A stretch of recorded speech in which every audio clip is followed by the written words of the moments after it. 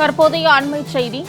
சென்னை கொளத்தூர் அருகே முதியவரை ராட்வீலர் நாயை ஏவி கடிக்கவிட்ட உரிமையாளர் மீது வழக்கு பதிவு செய்யப்பட்டுள்ளது. ராட்வீலர் நாய் உரிமையாளர் கவியரசன் மீது 3 பிரிவின் கீழ் வழக்கு பதிவு செய்யப்பட்டுள்ளது.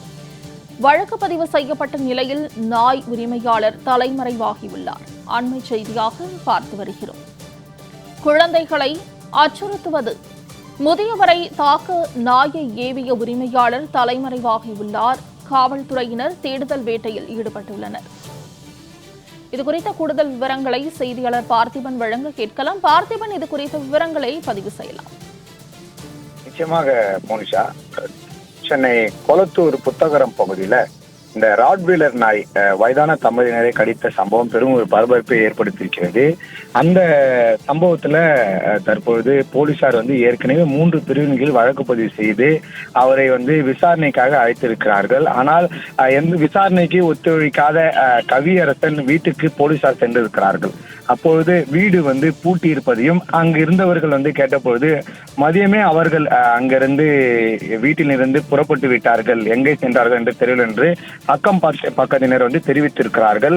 இதை சுதாரித்துக் கொண்ட போலீசார் விசாரணை செய்ததில் அவர் இந்த முதல் தகவல் அறிக்கை எஃப்ஐஆருக்கு பயந்து விசாரணைக்காக தலைமறைவு ஆகியிருக்கிறார் என்ற தகவலும் கிடைக்கப்பட்டிருக்கிறது.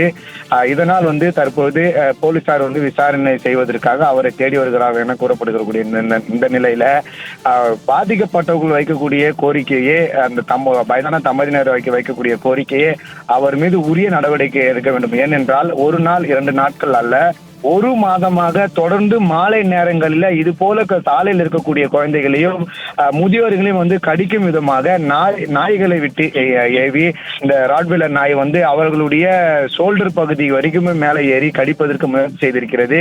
இருந்தபோதும் அதை வேடிக்கை பார்த்து கொண்டுதான் இருக்கிறாரை தவிர்த்து அவருடைய நாயை பிடித்து வைப்பதற்கு எந்த ஒரு நடவடிக்கையும் எடுக்கவில்லை என்றுதான் பாதிக்கப்பட்ட முதியோர்கள் வைக்கக்கூடிய கோரிக்கை குற்றச்சாட்டா இருக்கிறது. ஆனால் தற்போது அவர்கள் வைக்கக்கூடிய கோரிக்கை அவர் தலைமறைவாகிவிட்டார் என்று சொல்கிறார்கள்.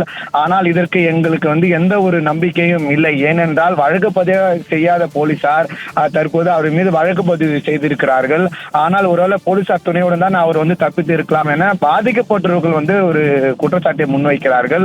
இருந்தாலும் போலீசார் விசாரணை பிறகு முழுமையான தகவல் நமக்கு கிடைக்கப்பெறும். ஏனென்றால் தற்போது வழக்கு பதிவு செய்யப்பட்ட நிலையில் அந்த கவியரசன் எங்கே இருக்கிறார், விசாரணைக்கு பயந்துதான் தலைமறைவாகிவிட்டாரா அல்லது எங்கே இருக்கிறார் என்ற பல்வேறு சந்தேகங்களுடன் போலீசார் தற்போது விசாரணை தொடங்கி இருக்கிறார்கள் என்பது குறிப்பிடத்தக்கது. மனிஷா,